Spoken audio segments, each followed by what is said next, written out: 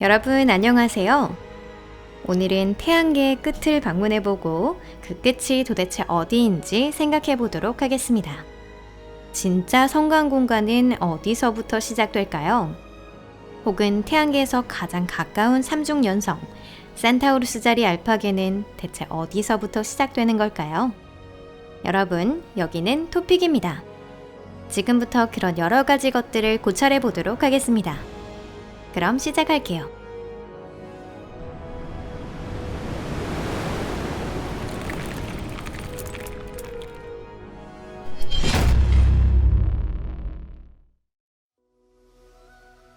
어디서부터 변경? 과거 태양계의 끝은 명왕성에서 시작된다고 여겨졌습니다. 옛날 호주나 프랑스령 기아나 같은 최후의 식민지가 범죄자의 유배지로 여겨졌던 것처럼 SF 작품 중에는 명왕성을 유배지로 설정한 것도 있는데요. 하지만 20세기 말에 그 밖에도 태양계 외연 천체가 발견되었고 곧 명왕성 자체도 행성으로서의 지위를 잃으면서 태양계의 인식이 조금 달라졌습니다. 행성이 있는 태양계의 핵심 부분이 끝나고 그 몇 배나 넓어지는 황량한 변경이 시작되는 곳, 그것은 해왕성이라고 해야 할지도 모릅니다. 폭풍이 몰아치는 이 거대 얼음 행성은 아마도 다른 어떤 행성보다 조사가 늦었을 겁니다. 즉 해왕성은 경계표로 삼기에 적합한 후보라고 할 수 있죠. 해왕성을 넘으면 이른바 에지워스 카이퍼 벨트가 시작됩니다. 이는 소행성대와 약간 비슷하지만 그보다 훨씬 크고 질량이 큽니다. 에지워스 카이퍼 벨트에서 가장 눈에 띄는 흥미로운 천체라면 물론 명왕성인데요. 하지만 여기에는 그 밖에도 꽤 큰 천체가 있습니다. 예를 들어 하우메아, 마케마케, 앨리스 등 명왕성과 마찬가지로 준행성 칭호를 가진 천체들을 들 수 있는데 여기에는 과학자들이 과거에 유몰이라고 부르는 얼음이나 돌로 된 소형 소행성이 훨씬 더 많습니다. 예전에 아직 아주 젊었을 때의 태양계는 작은 미행성으로 채워져 있었습니다. 그 미행성이 서로 충돌하고 달라붙으며 최초의 행성이 형성되었습니다.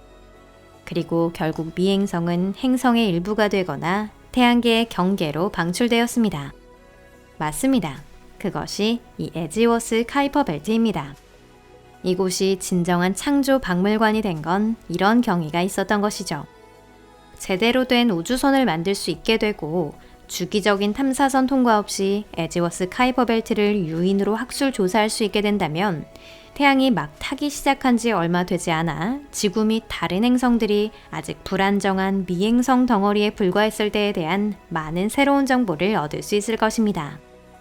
에지워스 카이퍼 벨트의 폭은 현 시점에서는 대략 25AU라고 생각되는데요. 이는 해왕성에서 시작하여 태양으로부터 약 55AU 거리에 그어진 가상산의 선까지의 대략 25AU 범위를 가리킵니다. 참고로 이는 태양과 천왕성 사이의 거리보다 크고 해왕성까지의 거리와 맞먹습니다. 하지만 많은 에지워스 카이퍼 벨트 천체로 보면 이것마저 좁을 정도입니다. 이 천체들 중 일부는 산란 원반 천체라고 불리며 원일점에서는 태양으로부터 100AU 이상이나 떨어져 있습니다. 또한 에지워스 카이퍼 벨트에는 해왕성의 공전과 회전이 동기화되는 공명 외연 천체가 있습니다. 예를 들어 명왕성이 그중 하나로 태양 주위를 명왕성이 2바퀴 도는 동안 해왕성은 3바퀴 돕니다. 이러한 궤도 공명이 2대 3인 천체는 명왕성족이라고 불리며 에지워스 카이퍼 벨트에는 상당한 수가 존재합니다. 단지 그 밖에도 공명비가 1대 2나 4대 7이라고 하는 천체도 존재하고 있는데요. 이는 해왕성이 저질량 천체에 강한 영향을 주고 있기 때문입니다. 하지만 이보다 훨씬 수가 많은 천체가 있습니다. 그것이 고전적 카이퍼 벨트 천체, 일명 큐비원족입니다. 이는 다른 어떤 천체와도 궤도 공명 상태에 있지 않고 무엇과도 관계없이 태양 주위를 조용히 돌고 있습니다. 산란 원반. 에지워스 카이퍼 벨트를 넘으면 산란 원반이 시작됩니다. 정확하게 말하면 에지워스 카이퍼 벨트가 조금씩 산란 원반으로 이행해 가는 것입니다. 앞에서도 말씀드렸듯이 대부분의 시간을 에지워스 카이퍼 벨트에서 보내지만 원일점에서는 산란 원반으로 튀어나오는 산란 천체가 존재합니다. 산란 원반 또한 대부분 작은 얼음이나 돌 천체로 이루어져 있지만 태양의 영향은 여기서는 훨씬 약해집니다. 모든 행성은 태양의 적도와 거의 같은 평면상에 있습니다.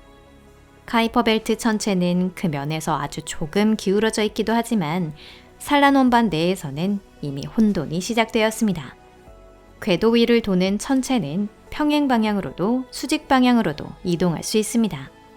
따라서 산란 원반은 에지워스 카이퍼 벨트보다 훨씬 두꺼워서 이곳에서의 궤도는 아주 불규칙합니다. 산란 원반 천체 중 흥미로운 것으로 꼽히는 것이 1999, TD10 등의 소형 소행성인데요. 이 소행성은 근일점에서는 토성 궤도보다 가깝고 원일점에서는 멀리 떨어진 산란 원반 내에 있습니다. 명왕성보다 약간 큰 앨리스의 경우 원일점은 태양에서 97.6 AU 거리, 즉 산란 원반까지 멀어지지만 근일점에서는 명왕성 궤도 바로 옆에 도달합니다. 따라서 앨리스는 에지워스 카이퍼 벨트 천체로도 산란 원반 천체로도 분류됩니다. 이때 앨리스의 궤도는 황도면에 대해 아주 크게 기울어져 있습니다. 즉 어느 쪽인가 하면 산란 원반 천체와 특징이 비슷하다는 것이죠. 또한 산란 원반에는 단주기 행성이라고 불리는 공전 주기가 200년 미만인 해성이 많습니다. 이 해성들은 짧은 시간 태양에 접근했다가 지구 하늘에서 빛을 발하면 멀리 떨어진 차가운 고향으로 떠나고 수십 년 후에 다시 돌아옵니다. 산란 원반이 얼마나 퍼져 있는지는 알려지지 않았으며 과학자들은 새로운 천체를 속속 발견하고 있습니다. 하지만 아무래도 산란 원반은 수천 AU에 걸쳐 뻗어 있는 것으로 보이는데요. 이건 우리가 보기에는 아찔한 거리이지만 은하계 규모로 보면 아직 짧은 수준입니다. 오르트 구름. 인류가 아는 한 태양계에서 가장 멀고 가장 조사가 진행되지 않은 영역은 오르트 구름입니다. 이 영역은 50AU에서 10만 AU에 걸쳐 펼쳐져 있으며 주로 장주기 해성으로 이루어져 있습니다. 장주기 해성은 유난히 밝고 유난히 아름다운 해성이지만 일생에 한 번밖에 볼 수 없는 천체로 수백만 년, 수십억 년 후에 돌아오기도 하고 다시는 돌아오지 않을 수도 있습니다. 또한 여기에는 태양 가설상의 동반성 네메시스가 존재할 가능성이 있습니다. 오르트 구름 바깥쪽 경계는 지구에서 1.5광년이거나 조금 더 떨어진 곳에 있으며 힐권이라는 태양계 경계를 형성하고 있습니다. 하지만 산란 원반의 영역에서는 이미 태양풍의 이변이 일어나기 시작했습니다. 예를 들어 2011년에는 보이저 1호에 의해 태양에서 119AU의 장소에서 우주의 연옥이 발견되었는데요. 여기서는 태양풍의 마지막 입자가 항성 간 입자를 더 이상 태양계에서 뿜어내지 못하고 서로 충돌하면서 운동 에너지가 열 에너지로 변환됩니다. 사실 이 지역 어딘가에 헬리오포즈가 있습니다. 헬리오포즈란 태양풍 입자가 성간 공간의 입자저항에 의해 통과할 수 없게 되는 이론상의 경계를 말합니다. 여기서 태양 자기장이 멈추고 은하 자기장이 시작된다고 할 수 있습니다. 하지만 이것을 태양계의 경계라고 생각하는 건 역시 정확하지 않습니다. 오르트 구름 천체는 더 멀리까지 이어져 있고 틀림없이 태양을 중심으로 공전하고 있기 때문이죠. 즉 중력은 자기장보다 멀리까지 닿아 있다는 것입니다. 이곳에서는 중력의 영향이 극히 약해져 있어 오르트 구름에 있는 천체의 하늘에서는 태양 자체가 밝은 별로밖에 보이지 않지만 그럼에도 이곳은 역시 태양계의 영역이라고 할 수 있습니다. 아마 태양계의 진정한 경계는 앞서 말씀드린 힐권이라고 생각해야 할 겁니다.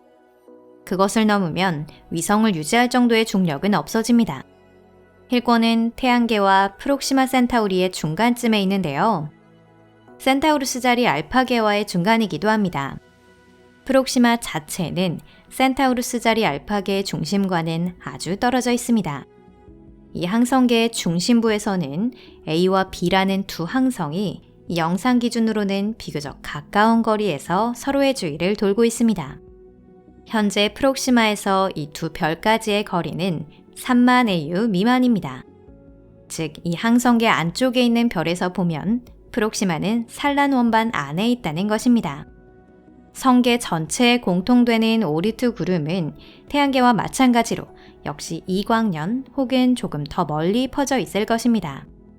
그건 새 항성의 총 질량이 태양을 웃돌고 있기 때문입니다. 이처럼 태양계와 알파 센타우리 사이에 성간 공간은 존재하지 않습니다. 태양계의 경계를 넘어서자마자 알파 센타우리 항성계가 시작되는 것입니다. 하지만 태양계에서 먼 항성 방향에서는 어떨까요? 역시 행성계와 행성계 사이에는 성간 공간이나 틈새가 존재할지도 모릅니다. 이것으로 오늘 영상은 끝입니다. 여러분 끝까지 시청해주셔서 감사합니다. 영상이 마음에 드셨다면 좋겠네요. 재미있으셨다면 좋아요를 눌러주세요. 그리고 이 영상을 SNS에서 친구들과 공유하는 것도 잊지 마세요. 여러분의 응원이 저희에게는 큰 힘이 됩니다. 감사드리고요. 그럼 잠시 동안 작별입니다. 다음 영상에서 뵐게요. 안녕히 계세요.